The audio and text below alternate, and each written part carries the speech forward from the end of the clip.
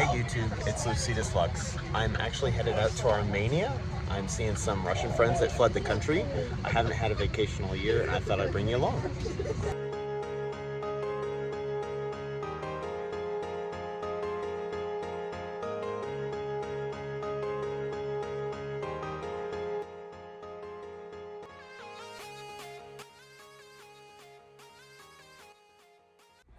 So the Paris airport is huge. It took me almost an hour and a half to get out after getting turned around backward and taking the wrong train. I finally arrived at this park here. I'm gonna have to turn around and head back to the airport so I don't miss my connection. All right, I have arrived in Umari. I just want to go over a few things about Armenia and what I'm doing here and what I want to show you, just to be brief. So I am in what's called the Father City, Umari. It's the second largest city in Armenia. I'm actually walking through a neighborhood right now. And I'll be going to Yerevan, the capital, here pretty soon. I'll show you both. My goal here is to show you how Armenians live life and just some of the sights there are around here. I'm not going to be doing Instagram quality style, beautiful buildings. My goal is to show you real life. That's always my goal with this channel. So this is nothing more than that. So this is a monument to one of the world wars, and these are cities. And this is Mother Armenia that we're going to see. So a little bit of a tribute memorial. All right, I am here at the Mother Armenia Memorial, and behind me is the Black Fortress. Right there, we're gonna go see next. This is Umari behind me, tallest point, and over here, which you can't see very well, is Yerevan. It's a town over there where those two people are standing. It's beautiful up here. It's very windy. Hope you can hear me well. So this is a monument to World War II. And there's supposed to be an eternal flame here that went out. And this is a Russian fortress that was utilized back then.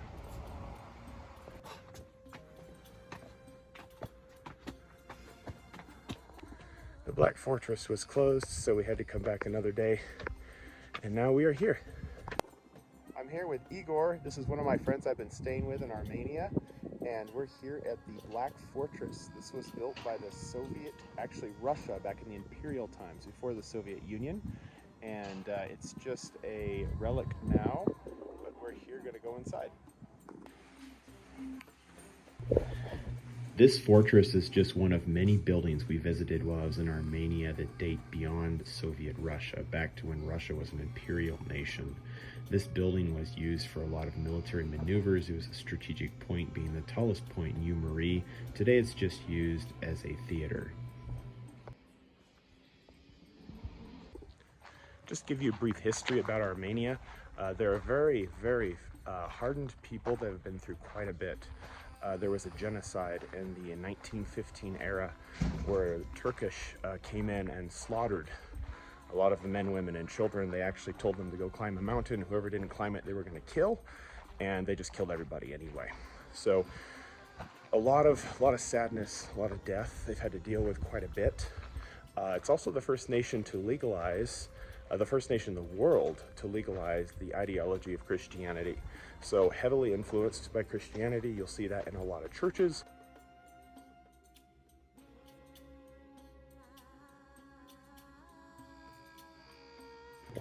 Because of the Russian war in Ukraine, there's a lot of Russians that have fled the country, including some of my friends who are claiming immigrant status.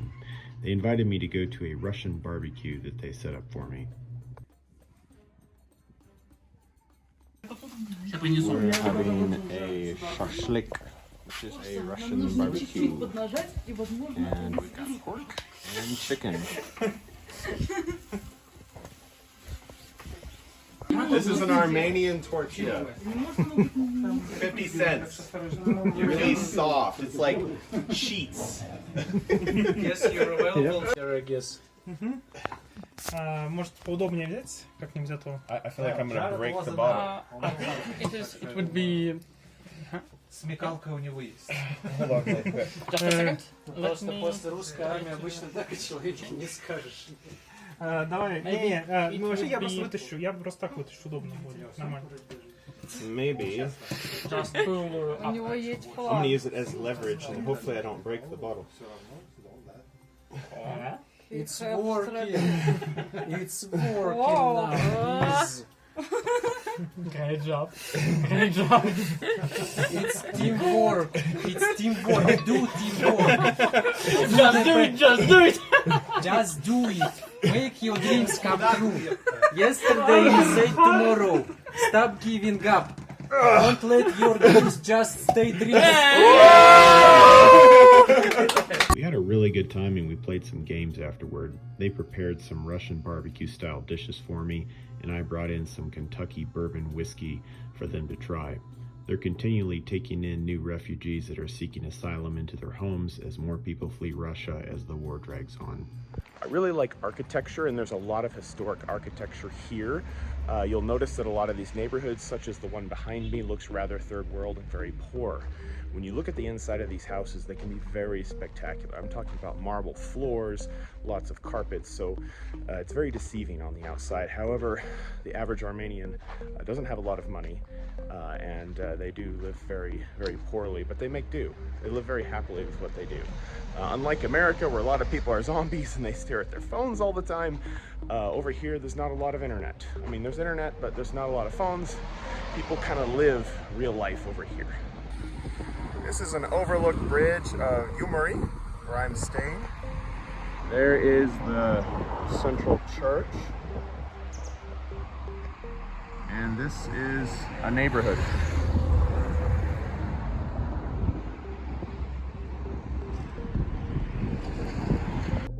You may have noticed the white and yellow pipes that frame out driveways and go along the top of neighborhoods. These are gas lines. It's against the law for them to bury them due to earthquakes. I'm going to show you the inside of the average Armenian house. Armenia, like a lot of countries, has a heavy Soviet influence, so a lot of Soviet style stuff. This house is older. It's actually a house where a very prominent Soviet government official lived. It has not been updated, so you're going to notice a lot of old themes, but it does hold true to some of the Armenian traditions.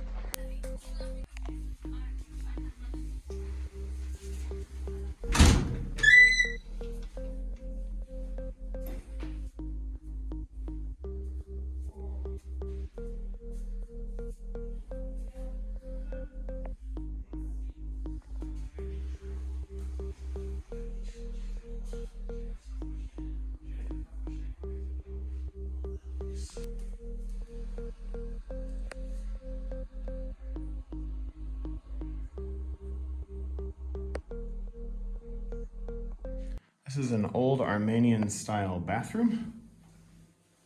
You'd have your main sink here in which you can wash stuff. You can also wash here and sit here and use this to splash water on your face, or you can fill this with hot water and let it overflow and turn it into a little bit of a sauna.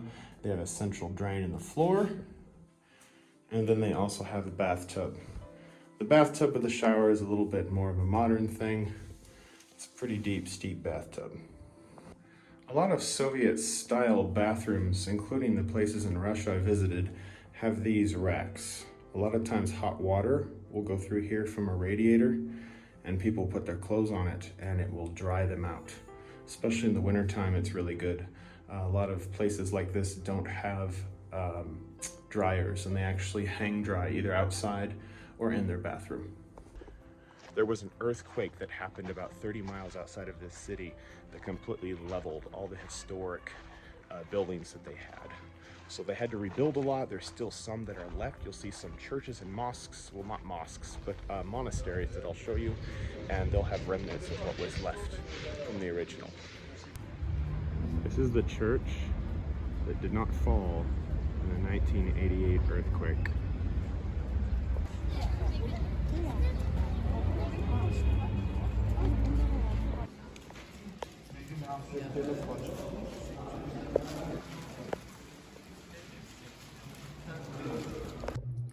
Because of the earthquake in 1988, a lot of buildings have sat in ruins and continue to since nobody is fixing them up.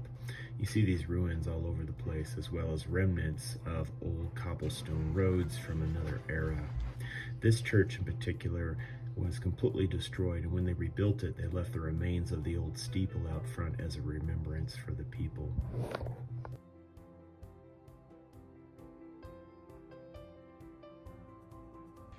We are in North Hewbury. As you can tell, there's quite a bit of rundown things. This is the Iron Fountain. Hasn't been working in a long time, but it's a historic landmark. The old ways of doing things are very much still alive in Armenia. People have a very simple life here. It's not uncommon to see someone working on an old car or appliances alongside the road to fix it up and resell. They still have open markets in which they sell coffee, wares, clothes, slabs of meat, and anything else you can think of. The Armenians live a very relaxed life, and they're not under a high pressure of a first world country. They also have a series of water fountains that go throughout the city. One of the purest waters I've ever tasted.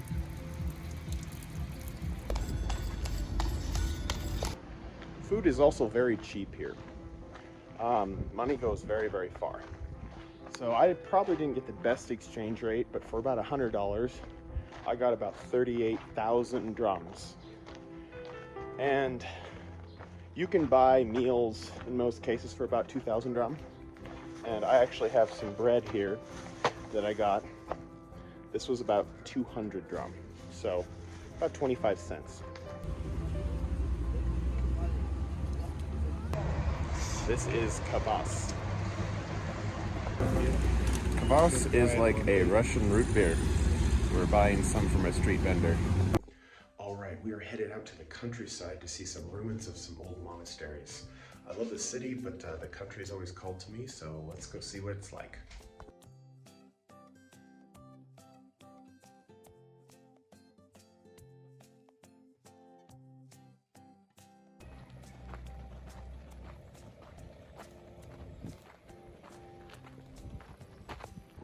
So this is the average kind of a bathroom you'll find. It's called the water closet. And yes, you poop and pee in that, which means you would squat. And oftentimes people open bathrooms as a business, so you're paying to use this. Mind you, it's only about 3 pennies. This is the town of Zek, and this is the canyon. We're looking for a monastery that's built on the rocks, and we have not found it yet. Everything here is fairly old. Looks like we found the monastery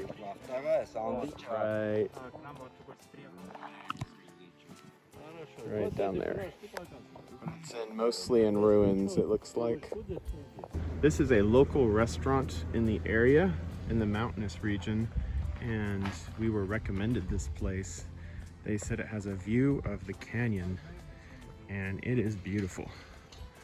We're ordering some traditional Armenian dishes while we overlook the canyon here.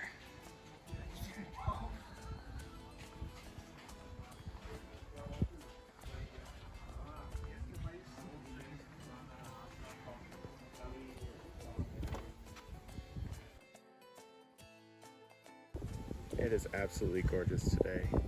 We've been walking through the farmland. There's been a lot of eagles.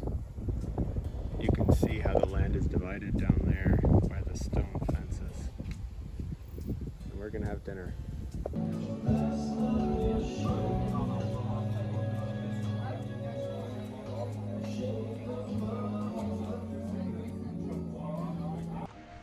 So it is Sunday morning, and I'm going to go to an Armenian church. It probably won't be in English, and I'm not sure how much video I'll be able to take, but I thought I would go find out. A lot of the Russians are heavily influenced by more of a Russian Orthodox, which is not Protestant-based church. I'm not sure with Armenia, but there's only one way to know.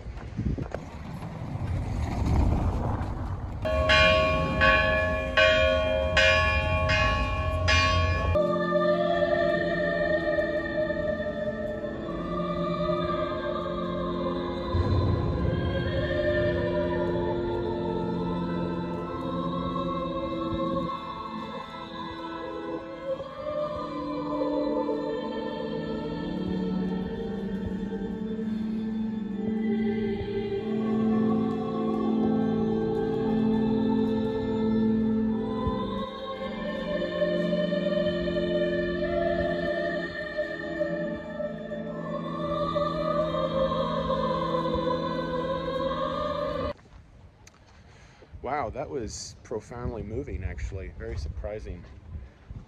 I've been to Orthodox services before, and a lot of ritual. I don't know. It was very different to see the deep symbolism, and to hear the sounds of other people giving to God duty, I guess you could say, in their own language. And although I didn't understand hardly anything they were doing, a lot of it made sense in the form of how they were doing it. A lot of deep symbolism. You know, they were talking about showing different articles of God from their scripture, and then singing about it, and then showing more, and then singing about it. And then when they light candles, they take the light of someone else's candle to light their own.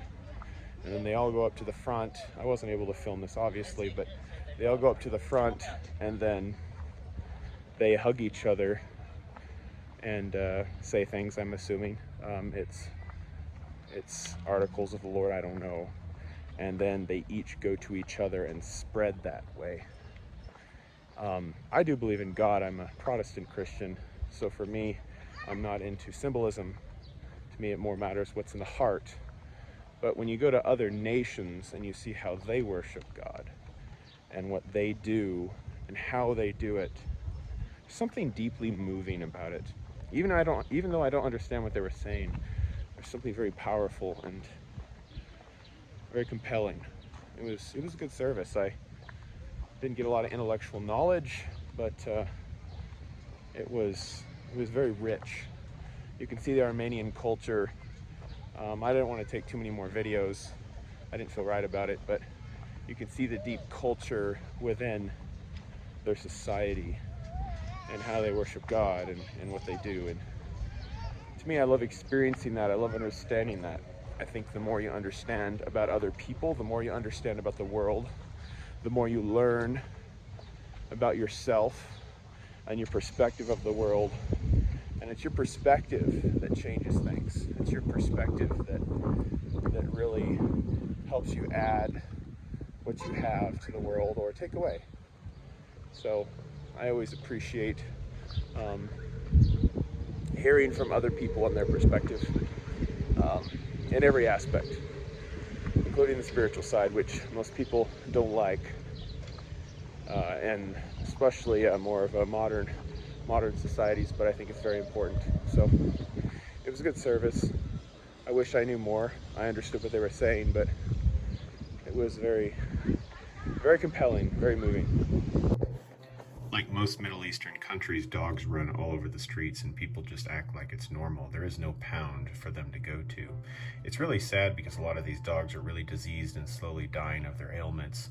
Dogs like these two have been vaccinated, and then they're marked in their ears when they are fully vaccinated so they can't spread rabies. I felt sorry for some puppies, and I brought them some chicken and bread because they were so small and just left in the park, probably born in the woods. 20% of the deaths in Yerevan result from car accidents because these vehicles are imported in with airbags that don't work and nobody fixed them. We witnessed this accident on the way to Yerevan when we left Humari. We're at the Armenian Genocide Memorial. The inscriptions on these walls are different cities that were destroyed. This wall is dedicated toward their remembrance. This is one of the highest points of the capital.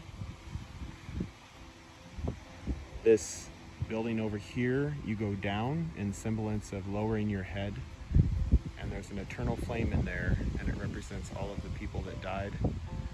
Armenia lost 1.5 million people in the genocide.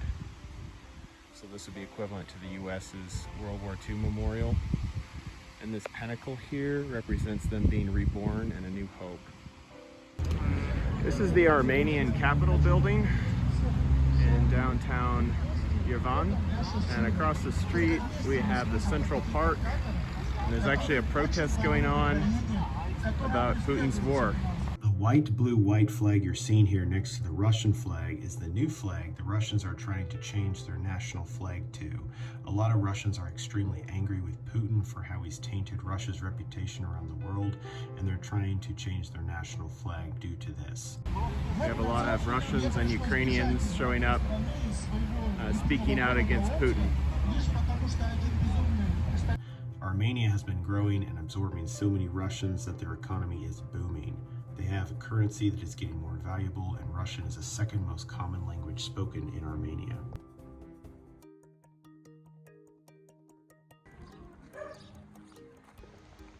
Something else about parks in Armenia. Now, this is probably not indicative to Armenia only, but something I've definitely noticed in this country. A lot of the parks here are built for people to walk, sit down, enjoy the scenery, peace and quiet nature, but also to entertain or be entertained. The particular park I'm in now is a children's park to some degree. They have a lot of Ferris wheels, carnival style rides, bumper cars, stuff like that. Where a lot of the parks in America are more built for sports. This park has lacked a lot of funding, and so there's a lot of ghostly kind of old Soviet style era rides that no longer function or work, and they just sit here and they're slowly decaying. Which reminds me a little bit of Pripyat and with Chernobyl, if you've ever watched the mini-series on HBO. It just kind of has that ghostly feel of an old dead Soviet time when people used to utilize this for better times. This is the central square of Yerevan, the capital of Armenia.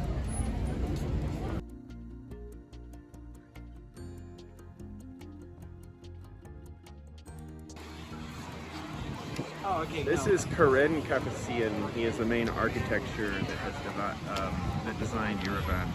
And back here you have the museum, lots of steps going all the way up to Mother Armenia at the top. We're going to go up these steps here. It's a little hard to see at night. Unfortunately, it was a little too dark to see all the art that was on display at this performing arts museum that was dedicated to the architect who designed Yerevan, Armenia. Every single one of these tableau levels of this cascade waterfall had different water features, but they were all off because it was nighttime. Alright, I hope you guys can hear me. It's very windy today, but this is Yerevan. We're at the top of the Cascade Monument for the Performing Arts, and as you can tell behind me, they haven't finished level 2 and 3 from the top. It's still under construction. It goes down quite a ways. And let me turn around. I called this Mother Armenia and I was wrong. This is actually a memorial to 50 years since they had their revolution. Mother Armenia is actually behind me over there by that Ferris wheel. So this is a decently average Armenian guest house in the capital of Yerevan. Pretty good size. The best thing is air conditioning. Air conditioning is not a standard in Armenia. I still have a little bit of time left in Armenia, but I just can't help but reflect on how different this country is compared to my trip to Russia. Armenians are a lot different. They still have the Soviet influences, but they're very warm, very welcoming. There's a lot of deep held beliefs here, and you can see it, how people act, how friendly they are. Some of them will go out of their way to help you, and you contrast that to Russia, and they're also very friendly, but Armenians are just so incredibly warm. It's really hard to put to words. It's been a really wonderful trip so far. Good morning, everyone. I'm actually headed out to the airport, and I just wanted to share with you guys something that I learned. The Armenians have went through a lot as a country. They had a genocide where they lost 1.5 million people in the early 1900s from Turkey. They had an earthquake that flattened a lot of their second largest city, Umari, that I was in the 1980s, about a year before I was born. And when a country goes through this much, a lot of times they kind of get pushed down into survival mode. You see them just basically hanging on and just duking it out as a country. For Armenia, they haven't just been surviving, they've been thriving. And that really challenged me. I know when I go through a lot in my own life, I kind of get shoved down with Maslow's hierarchy of needs into just the survival part instead of self-actualization. And Armenia has been the complete opposite. They're one of the more friendly and welcoming countries in the Middle East. They have a very strong sense of Christianity, and that has helped them go very, very far. For myself, I know I get very, very busy. I'm always looking at my phone. Over there, they're a country a little bit lost in time. They have a wealth and a perspective that I haven't seen in a very long time. They're not really addicted to technology, and that really challenged me in so many ways. I've come back from this trip with a different perspective based on what I've seen over there. Something about perspective, it's real wealth. Perspective and understanding another human being's point of view that differs from your own, treating them with kindness, and understanding your strengths and weaknesses really is where true wealth steps in. In our modern day and age, when you don't have someone that understands your perspective, a lot of people start shifting to seeing them as a threat instead of seeing them as something you can learn something from.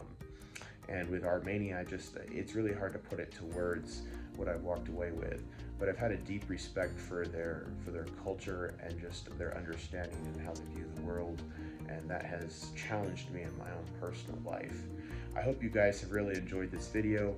I plan on doing more as I travel to different countries. I haven't quite decided where I'm going next, but I'm going to take a while before I head out again, just because 25 hours on a plane and an airport is a very long time, and it does feel good to be home. You guys enjoy yourselves, and as always, have a good day.